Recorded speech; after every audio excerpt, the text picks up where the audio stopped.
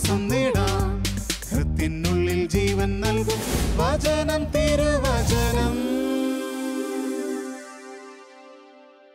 പിതാവിൻ്റെയും പുത്രൻ്റെയും പരിശുദ്ധാത്മാവിൻ്റെയും നാമത്തിൽ ആമേൻ. യേശുവിൽ പ്രിയ ദൈവജനമേ, ഇതേ ദിവസം നമ്മൾ ചിന്തിക്കുക മധ്യസ്ഥ പ്രാർത്ഥനയുടെ ശക്തി എന്ന വിഷയമാണ്. നമ്മൾ പ്രാർത്ഥിച്ചാൽ ദൈവം അത് കേൾക്കുമോ? നമ്മൾ നമുക്ക് വേണ്ടി മാത്രം പ്രാർത്ഥിച്ചാൽ മതിയോ? മറ്റുള്ളവർക്ക് വേണ്ടി പ്രാർത്ഥിക്കുന്നതിൻ്റെ പ്രസക്തി എന്താണ്? അതിന് ഗുണമെന്താണ്? അതിലെ ആത്മീയത എന്താണ്? ഇങ്ങനെയുള്ള കാര്യങ്ങളൊക്കെ നമ്മൾ ചിന്തിക്കുക. എൻ്റെ ജീവിതത്തിൽ ഈ കഴിഞ്ഞ 27 വർഷത്തെ പ്രാർത്ഥനാ ജീവിതത്തിൽ, സുവിശേഷ വേല ജീവിതത്തിൽ എനിക്കൊരു കാര്യം മനസ്സിലായി. നമ്മൾ നമുക്ക് വേണ്ടി പ്രാർത്ഥിക്കുന്നതിനേക്കാൾ ഉപരി നല്ലത് നമ്മൾ മറ്റുള്ളവർക്ക് വേണ്ടി പ്രാർത്ഥിക്കുന്നതാണ്. ദൈവത്തിൻ്റെ സ്നേഹം ഒരു വ്യക്തിയിൽ നിറയുമ്പോൾ,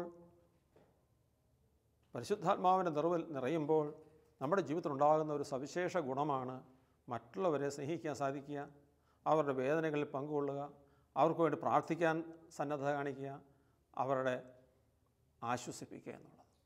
പ്രിയപ്പെട്ടവരെ, മധ്യസ്ഥ പ്രാർത്ഥനയ്ക്ക് വളരെ വലിയ ശക്തിയുണ്ട് എന്ന് തിരിച്ചറിയുന്ന ചില കാര്യങ്ങൾ ഇവിടെ സൂചിപ്പിക്കുക. ഇന്ന് ലോകത്തെമ്പാടും മലയാളികളായ നമ്മൾ ഏറ്റവും കൂടുതൽ ശ്രദ്ധിക്കുന്ന ഒരു പ്രാർത്ഥനയാണ് ബഹുമാനപ്പെട്ട സേവർഖാൻ പട്ടാലച്ചൻ്റെ അഭിഷേകാഗ്നി. ശാലോം TV-യിലൂടെ എല്ലാ ഞായറാഴ്ചയും 8:30-ക്കും വെള്ളിയാഴ്ചകളിലുമായി ഈ അഭിഷേകാഗ്നി പ്രാർത്ഥന നടക്കുക. ഇന്ന് ഈ പ്രാർത്ഥനയ്ക്കായി ലോകത്തെമ്പാടും ലക്ഷോപലക്ഷം ജനങ്ങളാണ് ശ്രദ്ധാപൂർവം ഈ പ്രാർത്ഥനയിൽ പങ്കെടുക്കുക. ഈ തിരക്ക് പിടിച്ച ഈ കാലഘട്ടത്തിൽ ഒരു ധ്യാനകേന്ദ്രത്തിൽ പോകുവാനോ വട്ടായച്ചനെ കാണുവാനോ അതുപോലെ 5 ദിവസം മെനക്കെടാനോ സമയമില്ലാത്ത ഈ കാലഘട്ടങ്ങളിൽ പ്രിയപ്പെട്ടവരെ, ഈ ശാലോം TV-യിലൂടെ ജനലക്ഷങ്ങൾ അനുഗ്രഹം പ്രാപിക്കുന്ന നിരവധി സംഭവങ്ങൾ ഈ അഭിഷേകാഗ്നിയിൽ തന്നെ സാക്ഷ്യപ്പെടുത്തുന്നതായി നമ്മൾ കാണുകയാണ്. എന്നെ ഏറ്റവും കൂടുതൽ സ്പർശിച്ചതും ഏറ്റവും കൂടുതൽ ഞാൻ മനസ്സിൽ പതിഞ്ഞതുമായ ഒരു കാര്യം ഞാനിപ്പോൾ ഓർക്കുക. വർഷങ്ങൾക്ക് മുൻപ് അച്ഛന് ഈ അഭിഷേകാഗ്നി പ്രാർത്ഥന സമയത്ത് അച്ഛൻ ഇങ്ങനെ അഭ്യർത്ഥിക്കുക: യേശു പ്രിയ ദൈവജനമേ, ഇന്ന് ലോകത്തെമ്പാടും നിങ്ങൾ ഓരോരുത്തരും നിരവധി ആവശ്യങ്ങൾക്ക് വേണ്ടി ഇന്ന് പ്രാർത്ഥിക്കുകയാണ്. എല്ലാ ഞായറാഴ്ചകളിലും 8:30 മണി സമയത്ത് നിങ്ങൾ TV-യുടെ മുന്നിൽ സന്നദ്ധരാണ്. നിങ്ങളിന്ന് പ്രാർത്ഥിക്കുന്നത് നല്ലതാണ്. പക്ഷേ ഞാൻ ഇന്നൊരു നിയോഗം പറയുകയാണ്. ഇന്ന് നിങ്ങളുടെ നിയോഗങ്ങളെല്ലാം ഈശോയ്ക്ക് സമർപ്പിച്ചിട്ട് ഞാൻ ഈ പറയുന്ന നിയോഗത്തിന് വേണ്ടി നിങ്ങളെല്ലാവരും പ്രാർത്ഥിക്കണം. എനിക്ക് ദൈവം അങ്ങനെ സന്ദേശം നൽകി. അതുകൊണ്ട് നിങ്ങൾ നിങ്ങളുടെ നിയോഗങ്ങളെല്ലാം ദൈവത്തിന് സമർപ്പിച്ച് ഞാൻ ഇന്ന് നിർദ്ദേശിക്കുന്ന ഈ നിയോഗം, ആ നിയോഗത്തിന് വേണ്ടി ജനലക്ഷങ്ങൾ ഒരുമിച്ച് പ്രാർത്ഥിക്കുമ്പോൾ നിങ്ങളുടെ പ്രശ്നങ്ങളിലും അതുപോലെ ദൈവം ഇടപെടും, നിങ്ങളുടെ പ്രശ്നങ്ങളിലും ദൈവം ഇടപെടും. ഇതായിരുന്നു അന്നത്തെ വാക്ക്. ഞാൻ കേട്ടുകൊണ്ടിരിക്കുക. അച്ഛൻ ഇതാണ് പറഞ്ഞത്. പ്രിയപ്പെട്ടവരെ, 10-20 വർഷമായി കല്യാണം കഴിഞ്ഞിട്ട് മക്കളില്ലാത്ത ഒരുപാട് ദമ്പതികൾ ഇന്ന് കഷ്ടപ്പെടുക. ഒരു കുഞ്ഞിക്കാലം കാണാൻ വേണ്ടി ആഗ്രഹിച്ചിട്ട് പ്രാർത്ഥിച്ചിട്ട് ഒരുപാട് ചികിത്സിച്ചിട്ട് കോടികൾ വരെ പൈസ മുടക്കിയിട്ട് അത് കാണാൻ സാധിക്കാതെ ഒരുപാട് പേരൊന്ന് വലിയ നിരാശയിലാണ്, ഒരുപാട് അസ്വസ്ഥതയിലാണ്. അതുകൊണ്ട് ഇന്ന് നമ്മൾ അവരുടെ സങ്കടങ്ങളെല്ലാം നമ്മൾ ഹൃദയത്തിൽ ഏറ്റെടുത്ത് ദൈവത്തിൻ്റെ കരുണയ്ക്ക് വേണ്ടി പ്രാർത്ഥിക്കുക. ഞാൻ നിങ്ങൾ ഒരുപോലെ പ്രാർത്ഥിക്കുക. നമ്മളെല്ലാം ഒരേ പോയിന്റിലേക്ക് പ്രാർത്ഥന കൊണ്ടുവന്ന് ദൈവത്തോട് കരുണയ്ക്ക് വേണ്ടി പ്രാർത്ഥിക്കുമ്പോൾ ദൈവം അത്ഭുതം ചെയ്യും അവരുടെ ജീവിതത്തിലും നിങ്ങളുടെ ജീവിതത്തിലും. എല്ലാവർക്കും നല്ല ബോധ്യമായി. അതുകൊണ്ട് അച്ഛൻ പറഞ്ഞു, നിങ്ങളിന്നൊരു കാര്യം ചെയ്യണം. നിങ്ങളുടെ ഓർമ്മയിൽപ്പെട്ട, നിങ്ങളുടെ ഭവനത്തിലോ നിങ്ങളുടെ അറിവിൽപ്പെട്ടവരായ 4 മക്കളില്ലാത്ത ദമ്പതികളെ ഇപ്പോൾ ഓർക്കണം. ആ ദമ്പതികൾക്ക് വേണ്ടിയാണ് നിങ്ങൾ പ്രാർത്ഥിക്കേണ്ടത്. ഞാൻ ഇങ്ങനെയുള്ള നിങ്ങൾക്ക് വേണ്ടിയല്ല ഞാനും പ്രാർത്ഥിക്കാൻ പോവുക. അപ്പോൾ കരുവാരുകുണ്ട് ഇടവേ, മലപ്പുറം ജില്ലയിൽ കരുവാരുകുണ്ട് ഇടവിൽപ്പെട്ട ഒരു ടീച്ചർ, ആ ടീച്ചർക്ക് 11 വയസ്സായ ഒരു കുട്ടിയുണ്ട്. പക്ഷേ ആ ടീച്ചർ പഠിക്കുന്ന സ്കൂളിൽ 2 ഹൈന്ദവർക്ക് മക്കളില്ല. മറ്റ് 2 പേർക്ക് മക്കളില്ലാത്ത 2 പേരുടെ കാര്യം ഓർമ്മ വന്നു. ഈ 4 പേരെയും മനസ്സിൽ കണ്ടുകൊണ്ട് ദൈവസ്നേഹത്തിൽ ജ്വലിച്ചുകൊണ്ട് ഈ ടീച്ചർ ആത്മാർത്ഥമായി ദൈവത്തിൻ്റെ സന്നിധിയിൽ ഈ അഭിഷേകാഗ്നി പ്രാർത്ഥന അച്ഛനോടൊപ്പം കർത്താവിൻ്റെ കരുണയ്ക്ക് വേണ്ടി പ്രാർത്ഥിക്കുക. പ്രിയപ്പെട്ടവരെ, 4 മാസം കഴിഞ്ഞില്ല, അച്ഛനൊരു സാക്ഷ്യത്തിൻ്റെ എഴുത്ത് കിട്ടുകയാണ് ടീച്ചറുടെ. അച്ഛൻ പറഞ്ഞു, ഞാൻ 4 പേർക്ക് വേണ്ടിയാണ് പ്രാർത്ഥിച്ച 4 ദമ്പതികൾക്ക് വേണ്ടിയാണെങ്കിൽ ഇന്ന് 5 പേര് ഗർഭിണികളാണ്, ഒന്ന് ഞാൻ തന്നെയാണ്. 11 വയസ്സുള്ള കൊച്ചിൻ്റെ അമ്മ, അവർക്കും ദൈവം കൊടുത്തു കൊച്ചിനെ. ആ ഹൈന്ദവ സഹോദരങ്ങൾ 2 കുടുംബത്തിൽ അവർക്കും കൊടുത്തു മക്കളെ. ആ പ്രാർത്ഥനയിൽ അവർ ആഗ്രഹിച്ച മറ്റു 2 പേർക്കും മക്കളെ കൊടുത്തു. പ്രിയ സഹോദരീ, ദൈവത്തിൻ്റെ മുന്നിൽ, സൃഷ്ടാവിൻ്റെ മുന്നിൽ കരുണയ്ക്ക് വേണ്ടി പ്രാർത്ഥിക്കുന്ന, അത് വിശുദ്ധരായ വൈദ്യരോട് ചേർന്ന്, വിശുദ്ധരോട് ചേർന്ന്, പരിശുദ്ധ അമ്മയോട് ചേർന്ന് ഇവരെല്ലാം സ്വർഗത്തിൽ ജീവിച്ചിരിക്കുക. വിശുദ്ധർ മരിച്ചുപോയെന്ന് ആരും ധരിക്കരുത്. ക്രിസ്ത്യാനിക്ക് മരണമില്ല. ഒരു പാപി മരിച്ചാൽ നരകത്തിൽ പോകുന്നതിന് മരണമുണ്ട്. ഒരു വിശ്വാസി, ഒരു ക്രിസ്തു വിശ്വാസി ഈശോയുടെ ശരീരവും രക്തവും ഭക്ഷിക്കുന്നവന് മരണമില്ലെന്ന് ഈശോയുടെ വാഗ്ദാനമാണ്. എൻ്റെ ശരീരം ഭക്ഷിക്കുകയും എൻ്റെ രക്തം പാനം ചെയ്യുന്നതിന് നിത്യജീവിതമുണ്ട് എന്ന് യേശുവിൻ്റെ വാഗ്ദാനമാണ്. വിശുദ്ധിയോടെ നമുക്ക് മുന്നേ വിശ്വസിച്ച് വിശുദ്ധിയോടെ വിശുദ്ധ ബലിയിൽ പങ്കെടുത്ത് ജീവിച്ചവർ മരിച്ചിട്ടില്ല, അവർ സ്വർഗത്തിൽ ജീവിച്ചിരിക്കുക. ആ വിശുദ്ധരോട് ചേർന്നുകൊണ്ട്, വിശുദ്ധിയിലുള്ള മറ്റ് വ്യക്തികളോട് ചേർന്നുകൊണ്ട് ആ കൂട്ടായ്മ പ്രാർത്ഥനയിൽ ഇതാ ജനസമൂഹം ഒന്നിച്ച് പ്രാർത്ഥിച്ചപ്പോൾ അവിടെ വലിയ അത്ഭുതം നടക്കുന്നതാണ്. ആ അത്ഭുതത്തിൽ അച്ഛൻ പറഞ്ഞ കാര്യം, നിങ്ങളുടെ പ്രാർത്ഥിക്കുന്ന വ്യക്തികൾക്ക് വേണ്ടി മാത്രമല്ല, അതിൻ്റെ ഗുണം നിങ്ങൾക്കും ലഭിക്കും. പ്രിയപ്പെട്ടവരെ, ഈ ടീച്ചർക്ക് വേണ്ടി പ്രാർത്ഥിച്ചില്ല, പക്ഷേ ടീച്ചർക്കും കിട്ടി ഈ കുട്ടി ഒന്ന്. പ്രിയപ്പെട്ടവരെ, ഇത് വലിയൊരു സത്യമാണ്. ആത്മീയരായ നമ്മുടെ കടമയാണ് ലോകത്തുള്ള സകലരും യേശുവിനെ അറിയാൻ വേണ്ടി പ്രാർത്ഥിക്കുക. സങ്കടത്തിലും ദുഃഖത്തിലും ഭാരത്തിലും കഴിയുന്നവരുടെ സങ്കടം മാറാൻ പ്രാർത്ഥിക്കുക. കടബാധ്യതയിൽ കഴിയുന്നവരുടെ കടബാധ്യത മാറാൻ പ്രാർത്ഥിക്കുക. മദ്യത്തിലും പാപത്തിലും മ്ലേച്ഛതയിലും കഴിയുന്നവരുടെ ആ തിന്മയുടെ ജീവിതത്തിന് മോചനം ലഭിക്കാൻ വേണ്ടി പ്രാർത്ഥിക്കുക. ഇങ്ങനെ പ്രാർത്ഥിക്കാനുള്ള വലിയൊരു കടമ നമ്മുടെ ജീവിതത്തിലുണ്ട്. ബഹുമാനപ്പെട്ട മാത്യു നായിക്കൻ പറമ്പച്ചന് കഴിഞ്ഞ 25 വർഷമായി അച്ഛനോടൊപ്പം ശുശ്രൂഷ ചെയ്യാൻ ഭാഗ്യം ലഭിച്ചൊരു വ്യക്തി. അച്ഛൻ ഏത് കൺവെൻഷനുകളിലും പ്രാർത്ഥിക്കുന്ന ഒരു പ്രധാന പ്രാർത്ഥനയാണ് ജനകോടികൾ യേശുവിനെ അറിയണം. എല്ലാ രാജ്യങ്ങളിലെയും പേര് വിളിച്ച് പറഞ്ഞ് ആ രാജ്യങ്ങളിൽ കഴിയുന്നവർ യേശുവിനെ അറിയണം എന്ന് അച്ഛൻ ഇങ്ങനെ പ്രാർത്ഥിക്കുമ്പോൾ ഞാൻ ഓർ ദൈവമേ, ഇങ്ങനെ പ്രാർത്ഥിക്കുന്ന വലിയ കാര്യമുണ്ടോ എന്ന് ഞാൻ അന്ന് ചിന്തിച്ചിട്ടുണ്ട്. ഞാൻ ഇന്ന് അറിയുകയാണ്, യേശുവിനെ അറിയാത്ത ജനകോടികൾക്ക് ഇന്ന് സ്വപ്നത്തിലൂടെ യേശു വെളിപ്പെടുത്തുകയാണ്. യേശു അറിയാത്ത ജനകോടികൾ സ്വപ്നത്തിലൂടെ യേശുവിനെ കണ്ടുമുട്ടുക, വചനം അവരുടെ മനസ്സിലേക്ക് പതിയുക, അവർ യേശു വിശ്വാസത്തിലേക്ക് കടന്നു വരിക.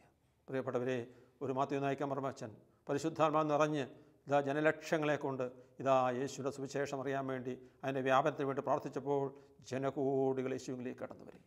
പ്രിയപ്പെട്ടവരെ, നമുക്കറിയാം ഒരുപാട് വിശുദ്ധരുടെ ജീവിതത്തിൽ അവരുടെ ബന്ധുക്കളുടെ പ്രാർത്ഥന ഗുണമായി എന്ന്. മോനിക്ക പുണ്യവതി, ആ മോനിക്ക എന്ന അമ്മ തൻ്റെ മകൻ അഗസ്റ്റിനോസ് പാപത്തിലും മദ്യത്തിലും മ്ലേച്ഛതയിലും ജീവിച്ച മകന് വേണ്ടി അമ്മ കണ്ണീരോടെ വർഷങ്ങൾ പ്രാർത്ഥിച്ചപ്പോൾ ആ മകൻ മാനസാന്തരത്തിലേക്ക് വന്നു. അമ്മയും മകനും വിശുദ്ധരായി തീർന്നു. Hallelujah, hallelujah. യേശുവേ നന്ദി, യേശുവേ സ്തോത്രം, ദൈവമേ നന്ദി, ദൈവമേ സ്തോത്രം. എൻ്റെ ബോധ്യത്തിൽ എനിക്ക് കിട്ടിയ ഒരു അനുഭവം ഞാൻ ഓർക്കുക. ഞാൻ ഈ കാസർഗോഡ് ജില്ലയിൽ കാഞ്ഞങ്ങാട് എന്ന സ്ഥലത്തൊരു പള്ളിയിൽ എല്ലാ ദിവസവും പള്ളിയിൽ പോകുന്ന ഞാൻ ആ ബലിയർപ്പണ സമയത്ത് ഒരു വ്യക്തി അശ്രദ്ധമായി ബലിയർപ്പിക്കുന്നതായിട്ട് ഞാൻ കാണുകയാണ്. വിശ്രുവാന സ്വീകരിച്ചിട്ടൊക്കെ പുറകെ കൈയും കെട്ടി ഈ വ്യക്തി നടന്നു വരും. എനിക്ക് വലിയ സങ്കടം തോന്നുന്നു. ദൈവം ഹൃദയത്തിൽ ഇറങ്ങി വരുമ്പോൾ ഒന്നീ കൈ കൂവി പിടിക്കുക, അല്ലെങ്കിൽ ഹൃദയത്തോട് ചേർന്ന് കൈ പിടിക്കുക. അതിന് പകരം ഈ മകൻ പുറകെ കൈ കെട്ടിയിട്ട് മാർക്കറ്റിലൂടെ നടന്നു പോകുന്നതിലൊക്കെ പോകുന്നു കാണുന്നല്ലോ. കർത്താവേ നമ്മൾ ഞാനൊരു ദിവസം ചങ്കത്ത് സ്വരം കൂടാതെ പെട്ടെന്ന് യേശുവേ എന്ന് വിളിച്ചു. ഈ പുറകെ കെട്ടി കൈ ആ സമയം തന്നെ പെട്ടെന്ന് ഈ മകൻ കൂപ്പി എന്നുള്ളത് എൻ്റെ കണ്ണുകൊണ്ട് കാണുക. പ്രിയപ്പെട്ടവരെ, മറ്റൊരു വ്യക്തിയുടെ ആത്മരക്ഷയ്ക്ക് വേണ്ടി, ആ വ്യക്തിയുടെ വിശ്വാസവർദ്ധനവിന് വേണ്ടി, ആ വ്യക്തിയുടെ നന്മയ്ക്ക് വേണ്ടി, അഭിഷേകത്തിന് വേണ്ടി നമ്മൾ പ്രാർത്ഥിക്കാൻ ബാധ്യസ്ഥരാണ്. ആ പ്രാർത്ഥന ദൈവത്തിന് ഏറ്റവും ഇഷ്ടപ്പെട്ട പ്രാർത്ഥനയാണ്. ആ പ്രാർത്ഥന സമയത്ത് ദൈവത്തിൻ്റെ പരിശുദ്ധാത്മാവ് വ്യക്തിയെ സ്വാധീനിക്കും, ഇടപെടും. ഇതെൻ്റെ കണ്ണുകൾ കണ്ടൊരു കാര്യമാണ്. Hallelujah, hallelujah. യേശുവേ നന്ദി, യേശുവേ സ്തോത്രം, ദൈവമേ നന്ദി, ദൈവമേ സ്തോത്രം. പ്രിയപ്പെട്ട എൻ്റെ ജീവിതത്തിൽ തന്നെ ഞാൻ യേശുവിനെ അറിയാനുള്ള കാരണം ഞാൻ ഓർക്കുകയാണ്. ഞങ്ങൾ 12 മക്കളാണ്. എൻ്റെ ഇച്ചാച്ചൻ ഒരു റിട്ടയർഡ് ഡോക്ടറാണ്, അമ്മച്ചൊരു നല്ല വീട്ടമ്മയാണ്. ഇങ്ങനെ ഞങ്ങൾ മുന്നോട്ട് പോകുന്നു. എല്ലാ വിധത്തിലും ദൈവാനുഗ്രഹമുള്ളൊരു കുടുംബമെന്ന് അമ്മച്ചി സന്തോഷിച്ചു, ഇച്ചാച്ചൻ സന്തോഷം. ഞങ്ങളെല്ലാവരും അഭിമാനിച്ചുകൊണ്ട് ജീവിക്കുക. 3-4 ഡോക്ടേഴ്സ്, 3-4 എഞ്ചിനീയേഴ്സ്, നല്ല എല്ലാവർക്കും വീട്, കാറ്, നല്ല വിദ്യാഭ്യാസം എല്ലാമായിട്ട് മുന്നോട്ട് പോകുന്ന അവസരത്തിൽ ഈ അമ്മച്ചിക്കും വലിയ സന്തോഷമായി ദൈവത്തിന് നന്ദി പറഞ്ഞ് ജീവിക്കുക. ഈ നാളുകളിൽ തൻ്റെ 72ാമത്തെ വയസ്സിൽ ഈ അമ്മച്ചി 1989 ജനുവരി മാസത്തിൽ ധ്യാനം കൂടാൻ പോവുകയാണ്. മഞ്ഞാക്കലച്ചൻ്റെ ധ്യാനമാണ് കൂടുന്നത്. ഈ ധ്യാനം കൂടാൻ പോയ അമ്മച്ചി, ദൈവത്തിന് നന്ദി പറയാൻ പോയ അമ്മച്ചി, ദൈവത്തിന് നന്ദി പറഞ്ഞുകൊണ്ടിരുന്നതിനിടയ്ക്ക് പരിശുദ്ധാത്മാവ് ഒരു പാപബോധം കൊടുത്തതാണ്. ആ പാപബോധം കൊടുത്തതിൻ്റെ അകത്ത് ഈ സ്വർഗത്തിൻ്റെ പ്രത്യാശമൊക്കെ കൊടുത്തില്ലല്ലോ എന്നുള്ളതാണ് അമ്മച്ചിയുടെ സങ്കടം. ഈ അമ്മച്ചി വളരെ അഭിമാനത്തോടെ സന്തോഷിക്കാൻ പോയ അമ്മച്ചി തിരിച്ചു വന്നത് ചെറിയ സങ്കടത്തോടെയാണ്. അമ്മച്ചി ഇങ്ങനെ ചിന്തിക്കുക, ഞാൻ എൻ്റെ മക്കൾക്ക് വിദ്യാഭ്യാസം കൊടുത്തു, നല്ല വീട് കൊടുത്തു, കാറ് കൊടുത്തു, അവരെല്ലാം നല്ല പൊസിഷനിലെത്തിയെങ്കിലും ഞാൻ അവർക്ക് ദൈവവിശ്വാസം കൊടുത്തില്ലല്ലോ, ഞാൻ അവർക്ക് യേശുവിനെ കൊടുത്തില്ലല്ലോ, സ്വർഗത്തിൻ്റെ പ്രത്യാശ കൊടുത്തില്ലല്ലോ. ഈ വിചാരത്തിൽ ഈ അമ്മച്ചി ദുഃഖിക്കാൻ തുടങ്ങി. അങ്ങനെ അമ്മച്ചി ദുഃഖിച്ച് സങ്കടപ്പെട്ടിരിക്കുമ്പോൾ ഈ 12 മക്കളെയും ഒന്നൊന്നായി ആലോചിച്ചപ്പോൾ ഈ 12 മക്കളിൽ ആണുങ്ങളിൽ 4-ാമനായ എൻ്റെ കാര്യമാണ് ഏറ്റവും പെശക്. കാരണം ഞാനൊരു മദ്യ വ്യവസായിയാണ്.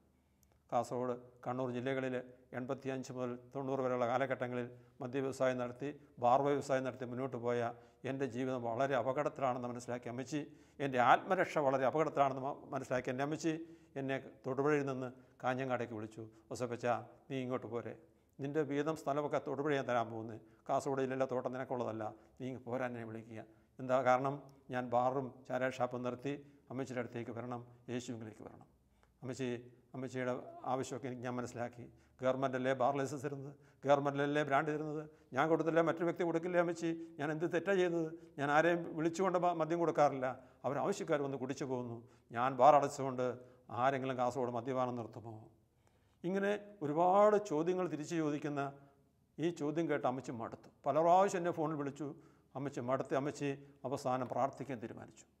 പ്രിയപ്പെട്ടവരെ, ഈ അമ്മച്ചി 1995 മരിച്ചുപോയി. അമ്മച്ചി അങ്ങനെ അന്ന് പ്രാർത്ഥിച്ചു എന്ന് ഞാൻ അറിയുന്നത് ഈ 3 വർഷങ്ങൾക്ക് മുമ്പാണ്.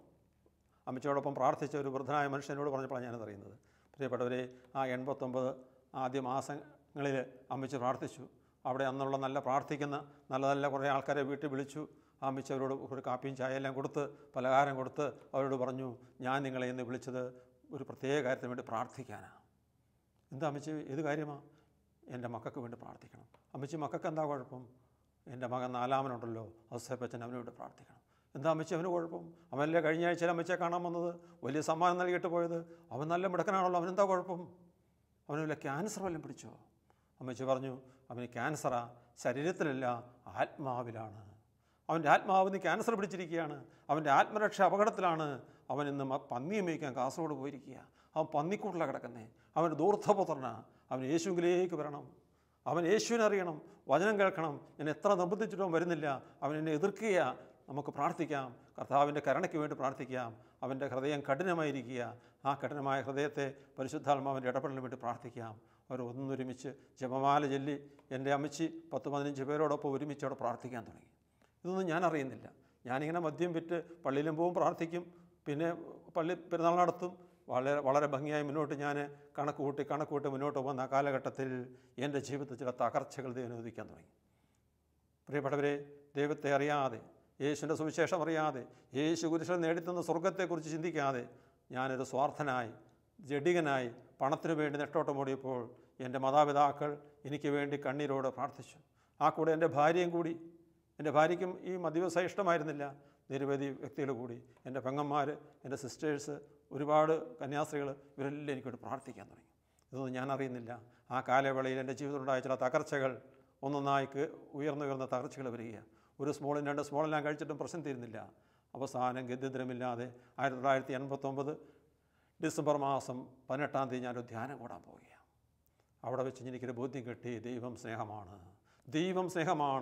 ദൈവം തൻ്റെ ഏകജാതനെ കുരിശിൽ പടഞ്ഞ് മരിക്കാൻ അനുവദിച്ചത് എൻ്റെ പാപങ്ങൾക്ക് പരിഹാരം ചെയ്യാനാ, എന്നൊരു വിശുദ്ധനാക്കാനാണെന്നുള്ള തിരിച്ചറിവ് ആ ധ്യാനത്തിലൂടെ കിട്ടിയപ്പോൾ, ഏതാണ് നേട്ടം ഏതാണ് കോട്ടമെന്ന് തിരിച്ചറിഞ്ഞപ്പോൾ, ഈശോയുടെ സ്നേഹത്തിന് വചനത്തിന് വിരുദ്ധമായ ജീവിതം എനിക്ക് വേണ്ട എന്ന് പ്രതിജ്ഞയെടുത്ത ഞാൻ ധ്യാനത്തിൻ്റെ 4-ാം ദിവസം ഞാൻ വചനം കേൾക്കുകയാണ്.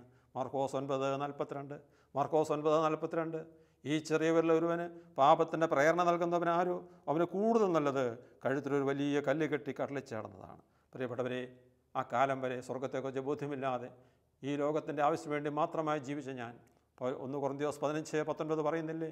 1 കൊറിന്ത്യർ 15:19 ഈ ജീവിതത്തിന് വേണ്ടി മാത്രമാണ് ഒരുവൻ ക്രിസ്തുവിൽ പ്രത്യാശ വെക്കുന്നതെങ്കിൽ മറ്റെല്ലാവരെയും കളവ് നിർഭാഗ്യവാനാണ്. നമ്മൾ പള്ളിയിൽ പോകുന്നത്, പ്രാർത്ഥിക്കുന്നത്, ധ്യാനം കൂടാൻ പോകുന്നത് ലോകത്തിൻ്റേതായ ചില ആവശ്യങ്ങൾക്ക് വേണ്ടി മാത്രമെങ്കിൽ ഇതൊന്നും വേണമെന്നല്ല. ഇതിനപ്പുറത്ത് യേശു കുരിശിൽ മരിച്ചത് എന്നെ ഒരു വിശുദ്ധനാക്കാനാണ്, സ്വർഗത്തിന് അവകാശിയാക്കാനാണ്. ഈ തിരിച്ചറിവെങ്കിലേക്ക് വരുന്നില്ലെങ്കിൽ നമ്മൾ മറ്റെല്ലാവരെക്കാൾ നിർഭാഗ്യവാനാണെന്ന് വചനം പറയുക. പ്രിയ സഹോദരി, ഈ വലിയൊരു പ്രത്യാശ ജീവിതത്തിലേക്ക് കടന്നു വന്നപ്പോൾ അന്നവരെ എനിക്ക് ലാഭമായിരുന്ന, നേട്ടമായിരുന്ന കാവേരി ബാറ്, ചാരായ ഷാപ്പ്, മദ്യപാനം, പാപത്തിൻ്റെ ജീവിതം, അവയെല്ലാം ആ ധ്യാനകത്തിൽ ഉപേക്ഷിച്ചിട്ട് ആ ബാർ അടച്ചുപൂട്ടി, ചാരായ ഷാപ്പ് അടച്ചുപൂട്ടി, അതിനുശേഷം ഇന്ന് വരെ ഒരു തുള്ളി മദ്യം പോലും കഴിക്കാതെ ഈശോ തരുന്ന സന്തോഷം, ഈശോ തരുന്ന വലിയ സന്തോഷം, സമാധാനത്തിൽ മുന്നേറുവാൻ ദൈവത്തിൻ്റെ പരിശുദ്ധാത്മാവ് എന്നെ ശക്തിപ്പെടുത്തുകയാണ്. Hallelujah, hallelujah, hallelujah. യേശുവേ നന്ദി, യേശുവേ സ്തോത്രം. പ്രിയപ്പെട്ടവരെ, നമ്മുടെ ജീവിതത്തിൽ, നമ്മുടെ ഭവനങ്ങളിൽ, നമ്മുടെ അയൽവക്കങ്ങളിൽ ബന്ധുക്കളായിട്ട് ആരെങ്കിലും പാപത്തിലോ മദ്യത്തിലോ നിരാശയിലോ ക്രിസ്തു വിശ്വാസമില്ലാതെയോ ക്രിസ്തുവിന് എതിരായിട്ടോ നിരീശ്വരവാദത്തിലൊക്കെ ജീവിക്കുന്നെങ്കിൽ കണ്ണീരോടെ കൂട്ടമായിട്ട് ഇതാ പ്രാർത്ഥിക്കൂ, അഭിഷേകാഗ്നി ചേർന്ന് പ്രാർത്ഥിക്കൂ, വചനം കേട്ട് പ്രാർത്ഥിക്കൂ, ധ്യാനം കൂടി പ്രാർത്ഥിക്കൂ. അവരുടെ ജീവിതത്തിൽ ഇടപെടും, ദൈവം ഇടപെടും. കാരണം ദൈവം യേശുവിനെ ഈ ഭൂമിയിലേക്ക് അയച്ചതും ദൈവത്തിൻ്റെ പുത്രൻ യേശു ഭൂമിയിൽ മരിച്ചതും ലോകത്തുള്ള സകല മനുഷ്യരുടെയും പാപത്തിന് പരിഹാരം ചെയ്യാൻ. സകല മനുഷ്യരുടെയും പാപത്തിന് പരിഹാരമായി യേശു മാത്രമേ കുരിശിൽ മരിച്ചിട്ടുള്ളൂ. ഇന്നുവരെ ലോകത്ത് വേറെ ആരും ഈ മധ്യസ്ഥം ഏറ്റെടുത്തിട്ടില്ല. അതുകൊണ്ടാണ് യേശു ഏക മധ്യസ്ഥനെന്ന് വചനം പറയുന്നത്.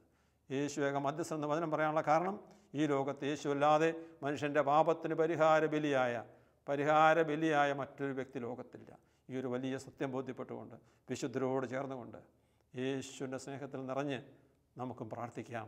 ലോക മാനസാന്തരത്തിന് വേണ്ടി, ലോക വിശുദ്ധീകരണത്തിന് വേണ്ടി, എല്ലാ അശുദ്ധിയിൽ നിന്ന് ജനം മോചനം തേടുന്നതിന് വേണ്ടി. Hallelujah, hallelujah, hallelujah.